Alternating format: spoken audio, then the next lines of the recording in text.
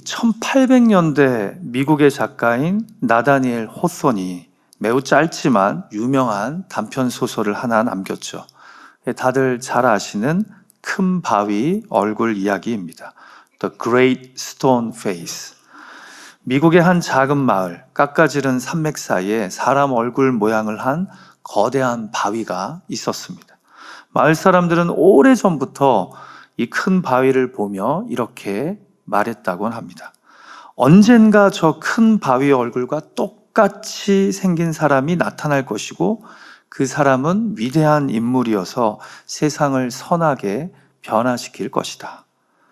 마을에 살던 소년 어니스트는 어른들이 하는 이 전설 같은 말을 믿고 매일 저녁 산을 바라보며 언젠가 저 얼굴을 닮은 위대한 사람이 이 마을에 올 것을 기대합니다.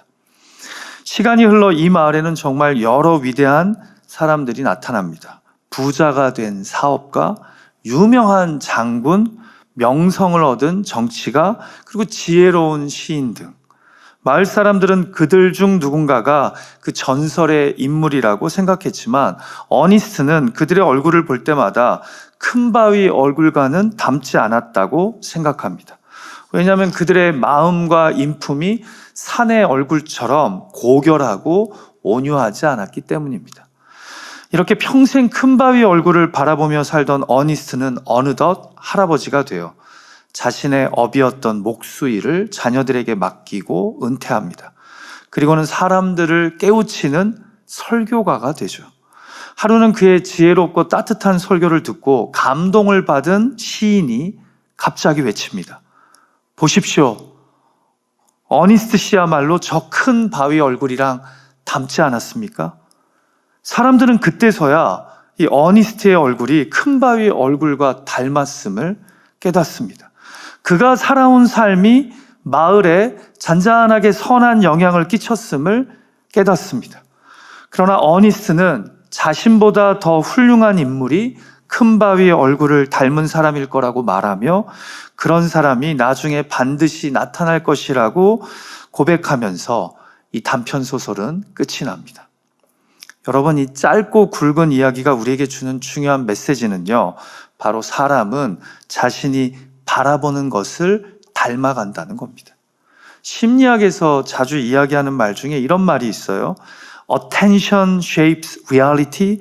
We experience what we focus on. 집중하는 것, 곧 내가 무엇을 바라보느냐가 현실을 만들고 우리가 집중하는 것을 우리가 결국은 경험하게 된다는 겁니다. 참 맞는 말이죠. 오늘 우리가 사복음서의 인물들 중에 한 걸음 예수 앞으로 나아간 믿음의 사람으로 묵상하기 원하는 인물은요, 바로 마리아입니다. 예수님의 어머니인 마리아가 아닌 지난 주일에 살펴본 베다니 나사로의 누이인 이 마르다의 동생 마리아 말입니다. 지난 주일에 우리가 언니 마르다의 믿음을 묵상했잖아요. 근데 동생을 그냥 지나치는 게 제가 좀 개인적으로 섭섭해서 오늘은 마리아의 믿음을 생각했으면 합니다.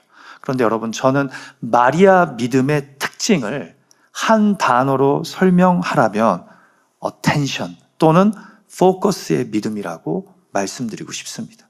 마리아 믿음의 핵심은 뭐라고요? attention, 집중하는, focus, 이 시선이 모아진 그런 믿음이었다라는 거죠.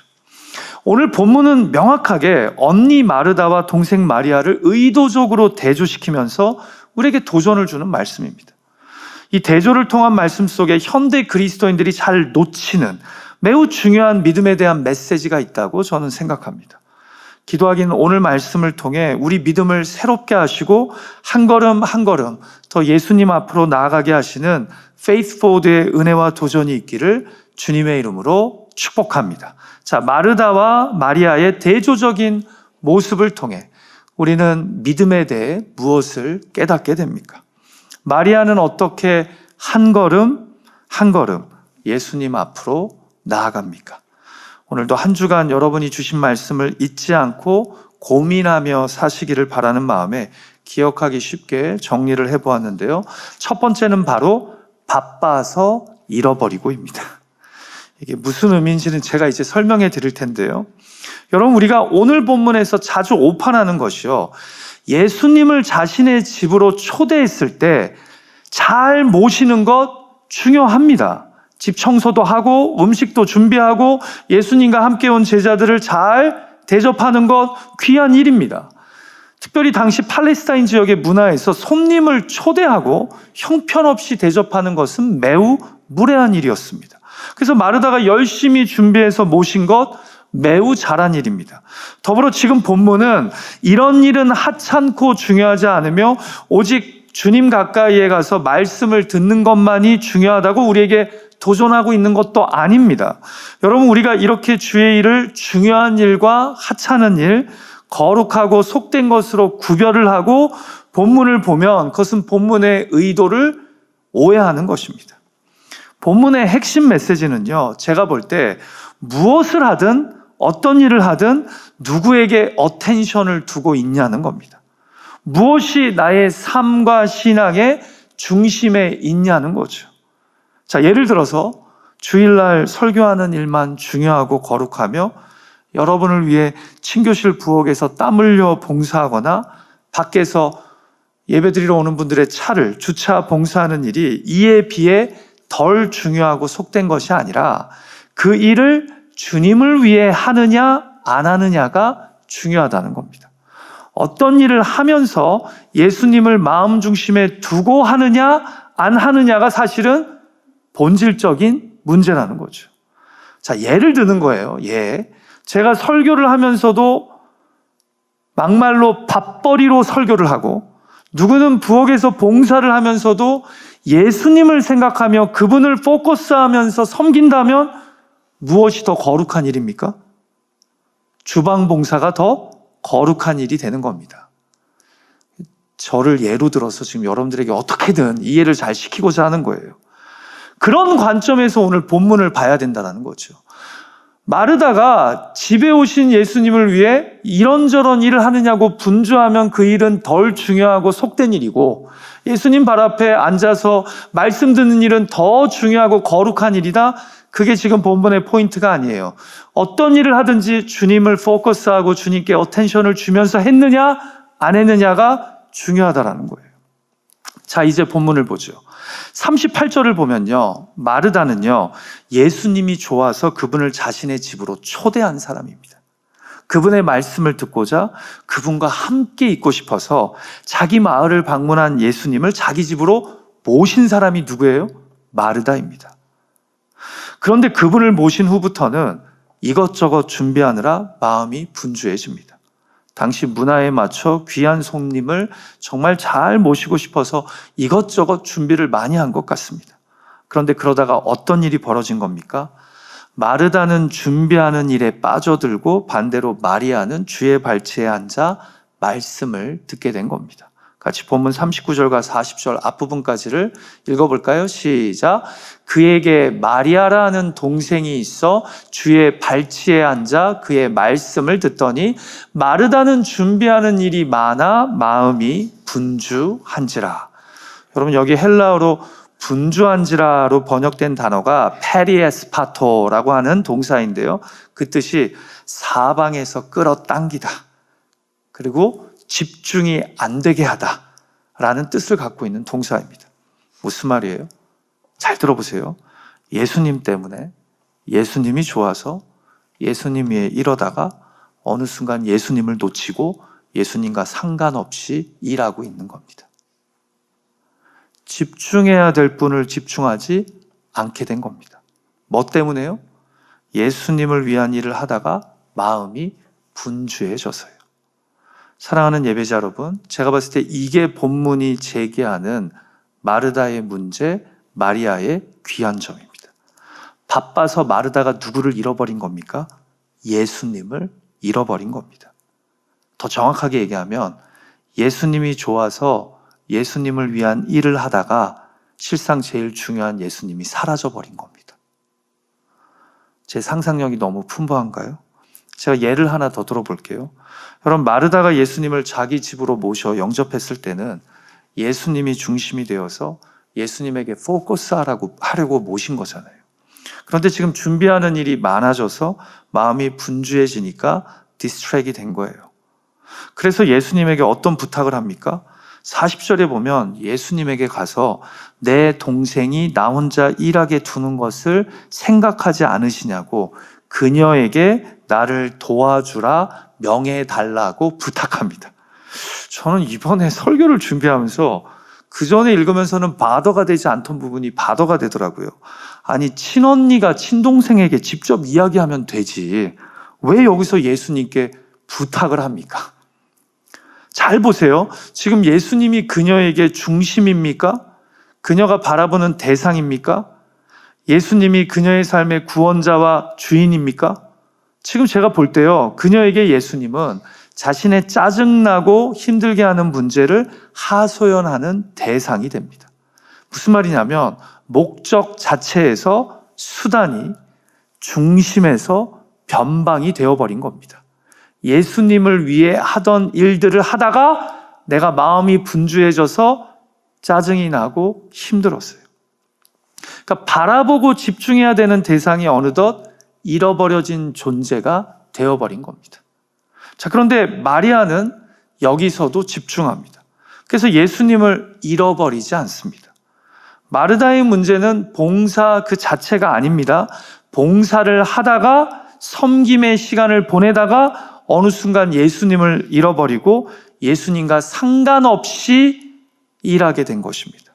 그러나 마리아는 해야 할 일보다 머물러야 할 자리를 택합니다. 그 차이가 바로 제가 봤을 때 doing과 being의 차이입니다. 자, 오해하지 마세요. 아까도 말씀드렸지만 우리가 예수를 그리스도로 믿는 사람들로서 해야 할 일들이 있습니다. 지금 이 예배도 보이지 않는 곳에서 적지 않은 분들의 수고와 헌신으로 준비되고 드려지고 있습니다. 그런데 문제는 그런 일들을 하면서 정작 우리가 예수님을 잃어버리고 있지는 않냐는 겁니다. 예수님의 구원의 은혜를 찬양하고 이런 독생자를 보내주신 하나님을 예배하려고 모였는데 이곳저곳에서 분주하게 일하다 보니까 예수님은 온데간데 없이 사라져 있지는 않냐라는 거죠. 누구를 위해 하는 것인지를 잃어버리고 하고 있지는 않냐라는 겁니다. 찬양대로 섬기면서 내가 이 봉사와 섬김을 하는 이유를 잃어버리고 주차 봉사로 섬기면서 내가 누구 보라고 이 일을 하는 것인지 잃어버리고 교사로 섬기면서 예수님과 상관없이 하고 있지는 않냐는 겁니다. 그래서 기독교는 성경이 말씀하는 믿음은 doing의 믿음 이전에 being의 믿음입니다. 주님과 함께하는 이 being을 doing보다 더 중요하게 여깁니다. 그래야 목적을, 중심을 잃어버리지 않고 faithful도 할 수 있게 되기 때문입니다. 여러분, 우리의 신앙이 doing의 믿음으로만 기울어질 때 기도도 봉사도 예배도 다 체크리스트가 됩니다. 그러면 어느 순간 마음이 분주해지고 삶이 바빠지면서 예수 그리스도를 온데간데 없이 잃어버리게 됩니다. 더 위험한 건 예수님을 잃어버리고서도 다른 사람들의 신앙을 doing의 신앙으로 판단하게 되는 겁니다. 이건 우리가 좀 이따 더 살펴볼 거예요. 자, 결국 마르다는 예수님을 위해 일하다가 예수님을 잃어버렸고 마리아는 예수님 곁에 being, 곧 머물러서 예수님을 놓치지 않고 붙잡은 겁니다. 그러니까 doing for Jesus가 아니라 being with Jesus가 바로 마리아의 믿음이었다라는 거죠. 종종 이전 교회에서 보면, 저희 교회 말고 다른 교회에서 보면 예수님을 위해 doing, 곧 봉사한다고 하면서 예배의 자리에 being, 곧 있는 것을 소홀히 하는 분들이 간간히 있습니다.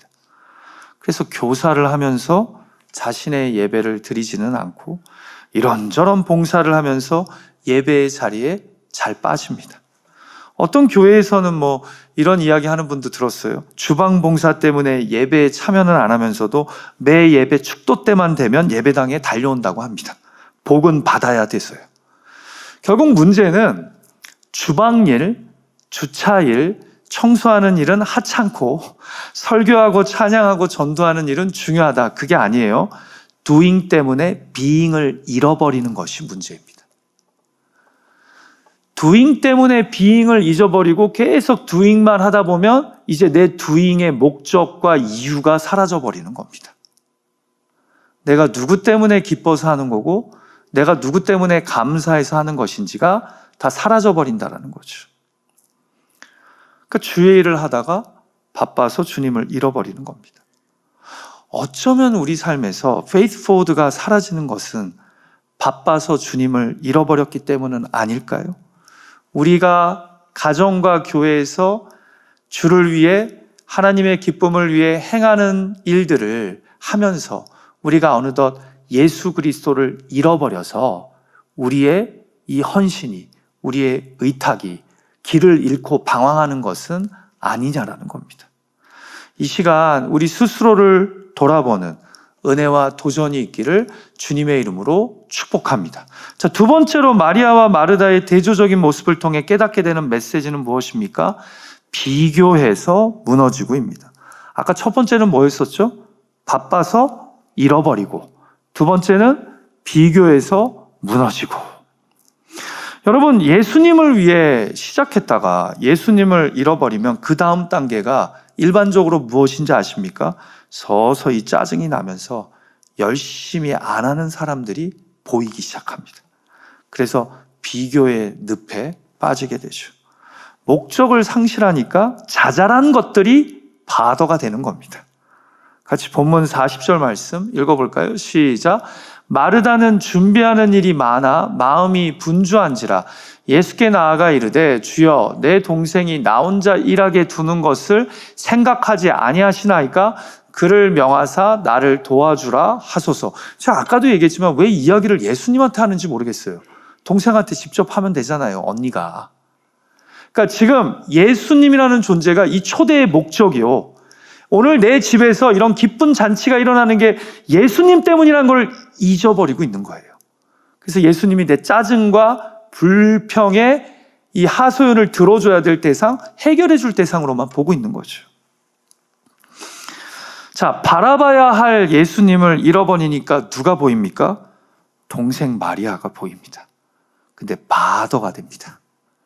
여러분, 우리가 많은 경우에 주의 일을 하다가 갑자기 주변 사람들이 잘 보이기 시작하면요, 그들이 열심히 안 하는 것이 바더가 된다는 것은요, 바라보고 있던 예수님을 잃어버렸기 때문입니다. 그리고 이것은 꼭 교회에서 봉사하거나 섬길 때만 일어나는 일이 아니에요. 그냥 다른 사람과의 관계에서도, 가정과 일터에서도 사람이 크게 보이면서 비교가 되기 시작하는 것은요, 예수님만을 바라보던 시선을 놓칠 때 일어나는 현상입니다. 주님만 바라보면 그래도 감사하고 그래도 자족하던 내가 주님을 놓치는 순간부터 나보다 더 잘 살고 나보다 더 행복해 보인다고 느껴지는 그 사람이, 그 가정이 더 크게 보이기 시작하는 겁니다. 그러면서 뭐가 생겨요? 불평과 원망이 생기는 겁니다. 이런 마르다의 마음 상태를 읽으시고 예수님이 뭐라고 말씀하세요? 같이 본문 41절 말씀 읽어볼까요? 시작. 주께서 대답하여 이르시되 마르다야 마르다야 내가 많은 일로 염려하고 근심하나. 저는 이 많은 일로 염려하고 근심한다는 표현을 오늘날의 언어로 이렇게 번역하고 싶습니다. 제 번역이에요. 네가 많은 일로 짜증이 나고 성질을 내나. 여러분, 사람이 보이니까 아무것도 아닌 일에 신경이 쓰이고 그것 때문에 짜증이 나고 화가 나서 스스로를 지치게 만드는 겁니다. 그 사람이 나보다 너무 열심히 안 해서 나의 일을 더 늘려서 짜증이 나고, 저 사람이 그렇게 나보다 주님 사랑하는 것 같지 않은데 더 잘 사는 것 같고 더 행복해 보이는 것 때문에 또 불평이 생깁니다. 그러면서 스스로의 마음을 어떻게 해요? 힘들게 만듭니다.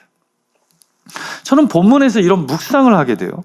예수님을 잃어버리면 우리의 섬김과 봉사는요, 비교가 됩니다. 그리고 비교하기 시작하면 내가 무너집니다. 그래서 한 걸음 예수님 앞으로 나아가는 믿음은 예수님을 향한 시선을 놓치지 않는 것이자 나를 다른 사람들과 비교하지 않는 것입니다. 결국 마리아 믿음의 귀한 점은요, 그녀가 믿음의 삶을 살면서 다른 사람들과 자신을 comparison, 곧 비교하기보다 오히려 주님께만 시선을 집중하며 그분과 함께 있는 동행, 컴패니언을 선택했다는 점이라는 거죠. 사랑하는 예배자 여러분, 믿음의 길을 걸으면서 또 여러 모양의 섬김과 봉사를 하면서 우리가 힘들어지는 중요한 이유는 사실은 일이 많아서가 아니라 시선이 흐려졌기 때문입니다.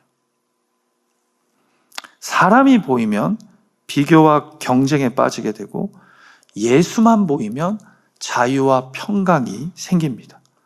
예수님께 시선을 고정하지 않으면 섬김은 비교로 변하고 관계는 경쟁이 되며 그러면 우리 마음이 흔들리다가 collapse, 무너지게 됩니다. 그러나 예수님께 시선을 모으고 그분과 동행하는 컴패니언에 집중하면 비교의 자리에 평안의 은혜가 찾아옵니다. 그래서 어떻게 보면 비교는요, 하나님이 아닌 사람을 기준에 두는 또 다른 형태의 우상 숭배입니다. 다시 한번 말씀드릴게요. 이 비교는요, 하나님이 아닌 사람을 기준에 두는, 사람에게 집중하는 또 다른 형태의 우상 숭배라고요. 그런데 그런 우상 숭배에 우리가 빠지지 않으려면 마리아처럼 예수님에게만 포커스를 해야 하는 겁니다. 나를 있는 모습 그대로 용납하시는 예수님에게요. 그래서 예수님을 바라보며 다른 사람들을 보게 될 때 오히려 우리 마음에 평강이 찾아오고 주님이 주시는 구원의 은혜, 내 삶을 인도하시는 하나님의 그 은혜에 우리가 오히려 감사하게 된다는 거죠. 그래도 주님이 나를 붙잡고 계시다. 부디 믿음의 길을 걸으면서 주를 위해 봉사와 섬김의 삶을 살아가면서 마리아처럼 예수님에게만 시선을 모으는 저와 여러분이 되기를 주님의 이름으로 축복합니다. 믿음의 길 걷다가 디스트랙 될 수 있어요. 근데 디스트랙 되면 다시 정신을 바짝 차리고 내가 이 일을 누구를 위해 하는 것이고 내가 왜 이런 삶을 사모하고 추구하는지 그 목적이 되시는 예수님을 놓쳐서는 안 된다라는 거예요.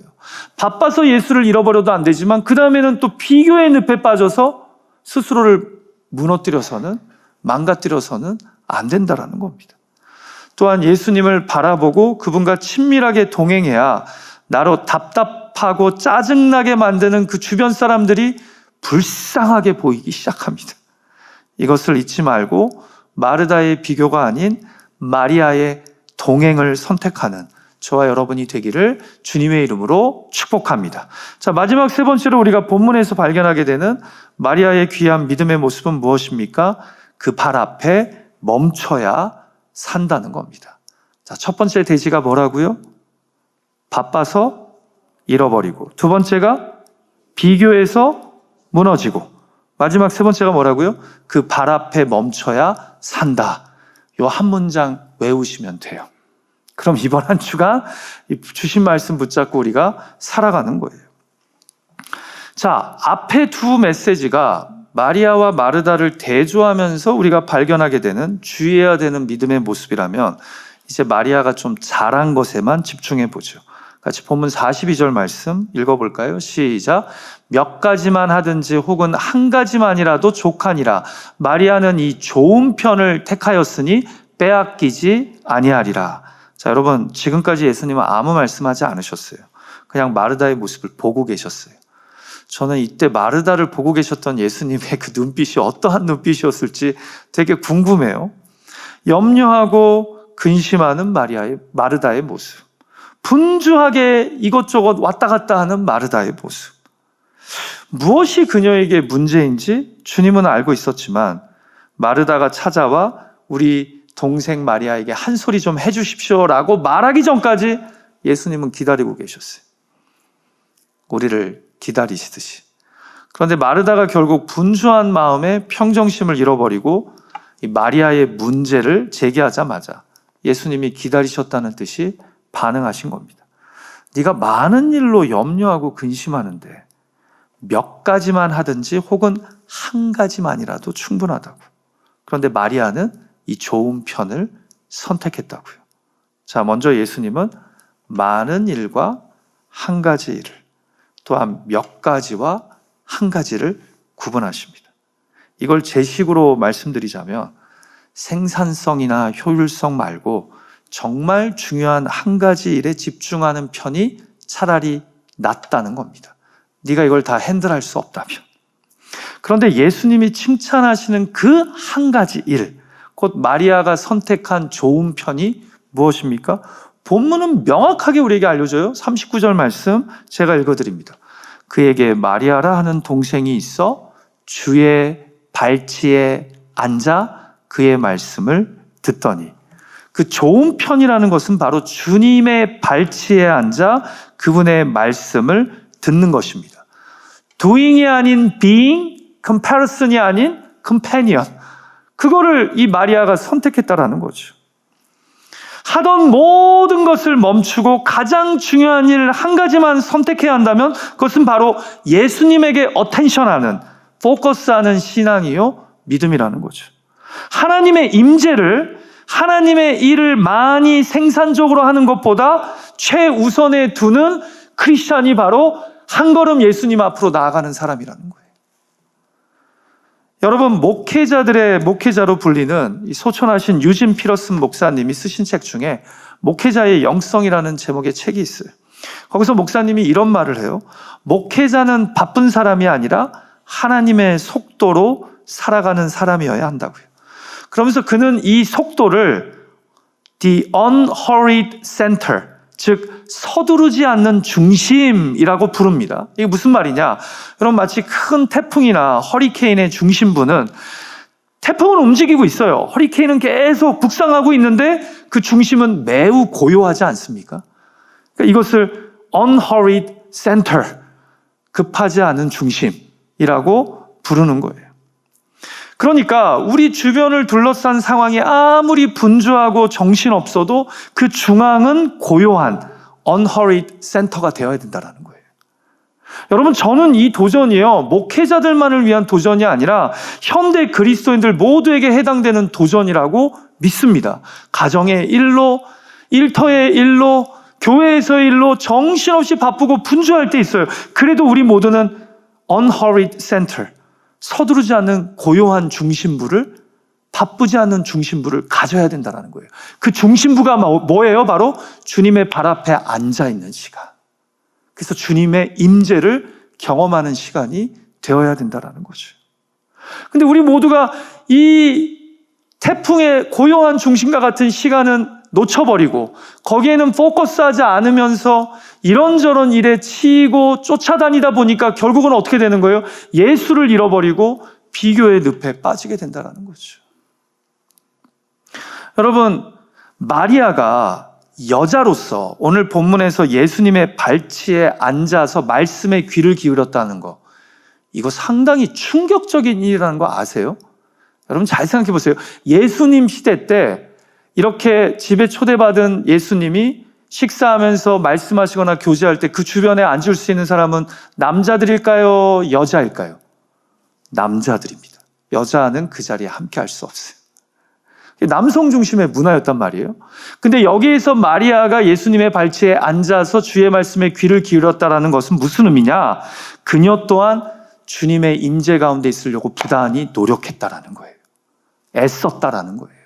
사람들의 차가운 시선과 손가락질을 감수했다라는 거예요.